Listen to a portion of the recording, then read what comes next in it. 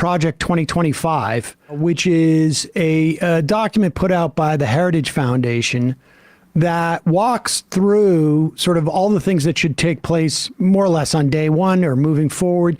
Many of which he had already done, but what it really talks about, and including to like suspending posse comitatus, what it also talks about is the professionalization of this. Like the first Trump administration was sort of like amateurs going about their authoritarianism and the fascism, but it really does feel like now we're ready to come back and do this competently. I know you wrote about this and his sort of like his upping the rhetoric. Talk about what you think is happening in that accord.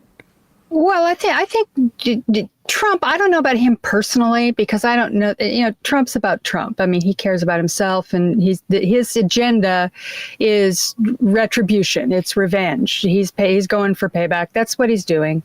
And that will be it. He wants to restore the luster of his reputation as the biggest winner that history has ever known, the reputation that he made. However, he's gathered around him now people who actually have other agendas and who are there to actually do something, and they've now understand the instrument that is Donald Trump to get that done. And that is not just, I mean, yes, there are the people around him like Stephen Miller and Jason Miller and Boris Epstein and the crew that we're familiar with. But now the whole institutional foundation of the Republican Party is behind this now. They have now decided, and I wouldn't base it, I'm sure K Street is there too, although we haven't heard a lot about that. But I have no doubt that they're involved in this to some degree. The think tanks are where we're talking, Heritage being the number one that seems to be putting together this, Agenda 2025. And there are several aspects to that. One of the biggest ones is that the professionalization of that is just that. They are putting this in the hands of people who are preparing to implement their plans. It's not just, we're going to put out a white paper and, this is what we want to do. They're actually getting the steps in place to do it. And what they want to do, of course, and I'm sure people have heard about this, what they want to do is find a way to fire civil service employees, get rid of anybody who is not a full-fledged Trump follower, and turn the entire executive branch into essentially a patronage operation, where it's just, these are jobs for you, the good Trump people, you will go in there and do that. And of course, that fits the agenda of the Republicans' longstanding agenda of basically, drowning the government in a bathtub, as Grover Norquist used to say. So, they had... It's funny that you mentioned Grover Norquist, because I remember he was one of the few people who were as explicit about this in the run-up to the 2016 election, which was, I don't care who it is. We just need somebody to be able to sign the legislation. They said somebody who can hold a pen in their hands. That's all he said. And what we have moved, though, from I think the legislative branch of the Republican Party understood the value of Trump in that respect. But now there is we're coming in and we're doing all of to the extent that we have our version of civil servants, because that's almost like an anathema to the Republican Party. They don't want there to be civil servants, no. but they do have, people who are expertise at bureaucrats, right? Like, I can't remember his name from Oklahoma now, but the first FDA or EPA chief, Scott, what's his name? What's his name? His experience was all in suing Scott Pruitt. His experience was all in suing the EPA to inhibit the EPA's power, and then he became head of the EPA.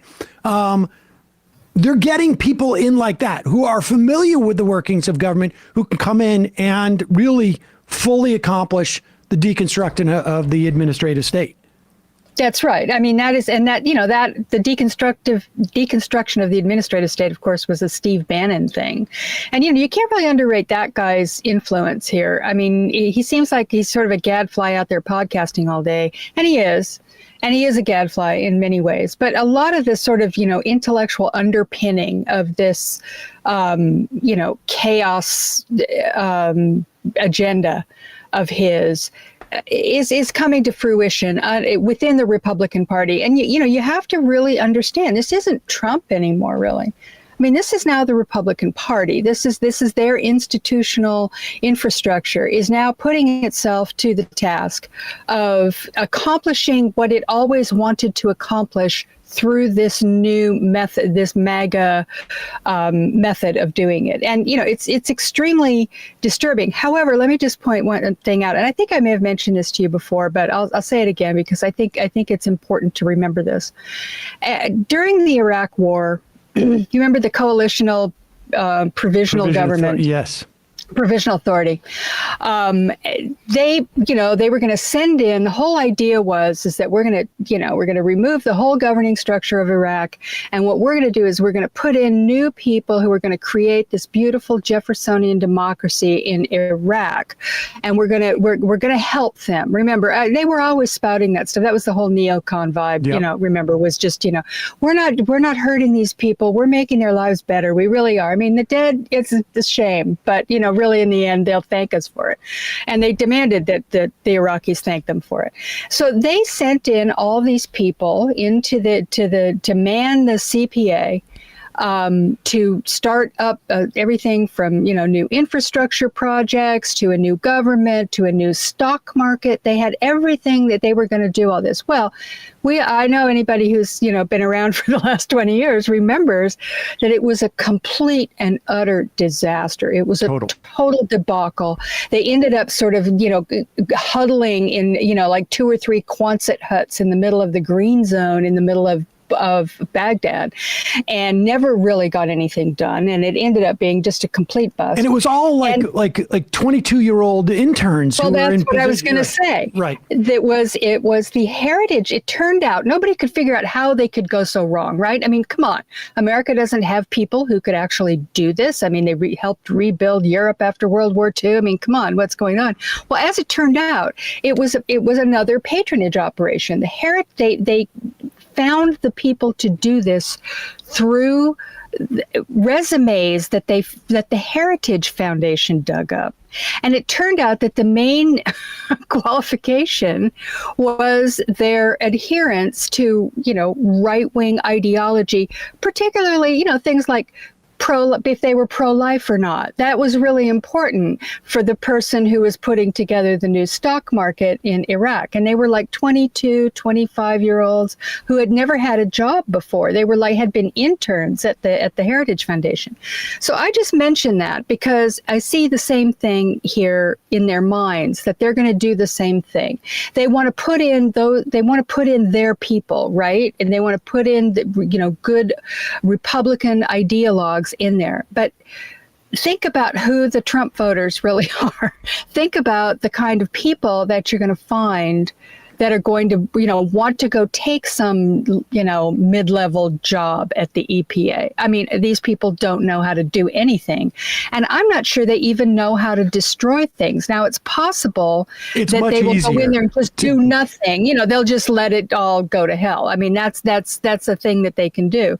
But I'm just, if there's any grand plan to create something out of this, and I'm not sure there is, because a lot of this, as Steve Bannon, has made clear, is just chaos agent stuff. They're just going to, just wreck it all and then, I don't know, rise like a phoenix out of the ashes. But I do think that the idea that the Heritage Foundation and these Republican think tanks, this is not a group of particularly competent people, which may be worse because in the end, chaos and instability, it may be the worst thing that could happen. I mean, from the perspective of deconstructing the administrative state, putting 50,000 as they want, there's 40,000, I guess, employees essentially that they want to remove their civil service. Getting rid of 40,000 civil servants and just putting in, a cardboard cutout is all you really need to do, right? I mean, you're losing all of the institutional memory. You're losing all of the institutional competence. And then it's just off to the races, because all of a sudden people aren't getting their checks from the ag department. They aren't getting their their Social Security. They're not getting the water's bad. I mean, you're off to the races at that point, because you've achieved what you want to achieve, is turn the government essentially, if not against people, the people against the government, because it's not effective, and it's not working. Yeah. No, it's not. It's simply not working. And the idea of it being, this now, like this sort of the agenda being completely farmed out into the institutional aspects of the Republican Party. We interviewed Andy Kroll, who's now at ProPublica, about his Leonard Leo piece that he co-wrote with a couple others, we should say. And this is the guy who essentially has remade the judiciary in this country over the course of the past 25 years. And he's now got, people forget this, he's got $1.6 billion, is it, that was bequeathed him in his organization to do the same thing, but with the culture. And this is a guy who has now all of these relationships within the legal apparatus of the Republican Party. But that's the name of the game on that side. And he's just going to do this in the context of, these organizations like Heritage and like the Claremont Foundation. Claremont Foundation, incidentally, has been probably the primary source of all the think pieces on why we don't really need a democracy. We need a religious Caesar. I mean, all of these things are sort of like in the ether now. And it's, I used to say this during the Trump administration was, I don't know if we're at where we're at is like a full-on authoritarianism and fascism, but we would never necessarily need to pass through where we are today to get there. And good point. We're getting closer. Like, we're passing through all the things you would need to get to that point. Absolutely. I mean, we're definitely passing through all that. And, any American, one thing people need to really realize is that when you think about fascism, we think about things like, obviously Germany in the 30s, Italy, Pinochet, Franco in Spain. There are examples of fascism that we're familiar with. American fascism will be different. Let's just face it. It's not going to look like that. It's going to look different. And we have to use our imagination to see how that might be. The fact that we have a TV reality guy who had created an entirely false persona his entire life that was then turned into a TV character, essentially, that really made his second fortune. People have to realize that, Trump was pretty much broke when they came along and created The Apprentice for him. And The Apprentice made him rich again, because with all the branding and he had all the products, he turned into Jessica Simpson, basically, or, some celebrity selling products, and a lot of people liked it. And there are a lot of billionaire celebrities. Kylie Kardashian, or Kylie Jenner is one, that just because of their name, they do it. That's how Trump made his money. So it's that fame / money / glamour thing in American fascism that is going to be very different. And Donald Trump embodies that and makes that work for us. So everybody needs to that's an aside, just keep that in mind as we watch this thing unfold. But the basic fundamentals are the same. And what you say is absolutely true. There's a transition from one to the other. It's not just an abrupt, we're not having a military coup, in other words. That's not happening. We're just gradually becoming this new American fascist state. And what we're seeing here now in this election coming up is the sort of presentation of what exactly they have in mind in terms of actually doing things to benefit the same people that, of course, they were always going to benefit, and what fascism often benefits, which is, their, sort of quasi-populist base, and then the, obviously the corporate big money people who are, bankrolling a lot of this. Now, Leonard Leo, the interesting thing about that, I thought the other day, and I wrote a little piece about it,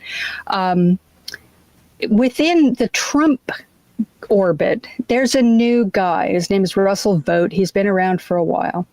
And he's kind of been running a lot of the real Trumpy stuff, he's, kind of keeping the MAGA extremism alive within the sort of Washington. He was some kind of congressional, I can't remember what specifically his job used to be, but he's been around for a long time. He's emerged as kind of an intellectual leader of the MAGA movement. And he is, interestingly, an enemy of Leonard Leo and thinks that the Federalist Society and Leonard Leo have gone way too soft. Way too soft. They've way too soft. Soft, yeah. They're way too soft. They're squishes. The courts didn't step up to keep Donald Trump in office the way that they were promised to do. They were supposed to be his, Republican puppets, and they didn't do that. They didn't do what they were supposed to do. And so there's a movement within this. And, look at the Congress right now. You can see the outlines of the kind of fighting that's going on within the Republican Party, that this is kind of happening within the MAGA movement. So just to add that in as a little bit of a complication here, not that it's a good thing, it's a horrible thing because it's between bad and worse, but nonetheless, this kind of churn and instability in this whole thing is leading to, I think, chaos in a bunch of different directions that we haven't really anticipated before. And I think we would be remiss not to just add one more element to this. I don't think it's unclear whether it was Sinclair Lewis who said this, but the quote has some resonance. When fascism comes to America, it will be wrapped in the flag and carrying a cross. Mm-hmm. And, we do have probably arguably the most powerful, but certainly at least the second most powerful theocrat we have ever had in our government today. No doubt. Is Speaker of the House. I mean, this is a guy who's a full-on Christian nationalist. I mean, there's no arguing about that. He's doing a very good job of his lying for the Lord right now in terms of he realizes, we need to sort of tone this down at the moment. But the reason why he's getting the ability to tone it down, we just saw a continuing resolution passed with majority Democratic votes, which of course was the thing that ostensibly got Kevin, I can't even remember his name now, McCarthy. Yeah, Kevin McCarthy booted. Well, the reason why Mike Johnson can get away with it, for at least now, is because they all know who he is, and they don't have the same suspicion of him when he does that as they did with McCarthy. When Johnson does it, Johnson's doing it because it's part of a longer-term plan to essentially, bring in that Christian nationalism and full-on, right-wing agenda.